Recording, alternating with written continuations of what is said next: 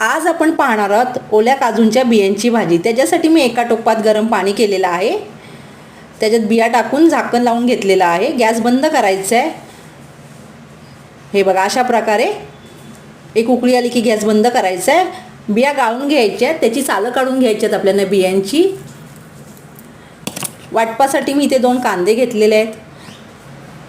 कांदा चांगला भाजून घेतलेला आहे। सुकं खोबरं घ्यायचं आहे, अद्रक लसूण भाजून घ्यायचं आपल्याला, वाटप करायचं आपल्याला।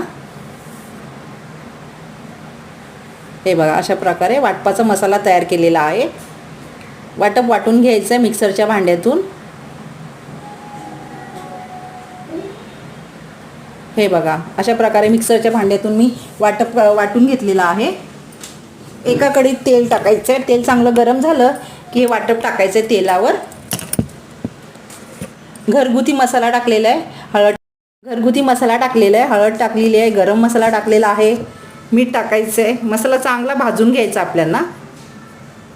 काजूच्या बिया टाकल्यात। मसाल्याला तेल सुटलं की आपल्याला काजूच्या बिया टाकायच्या। तुम्हाला बटाटा आवडत असेल तर बटाटाही टाका। बिया चांगले शिजून घ्यायच्यात आपल्याला मंद आचेवर। गॅस फास्ट नाही करायचं आहे, जास्त पाणी जास्त टाकायचं नाही आहे, मीडियम आचेवरच भाजी करायची आपल्याला। ही एक टोमॅटो टाकलेला आहे मी। पुन्हा झाकण ठेवायचं आहे। भाजी चांगली शिजून घ्यायची आहे।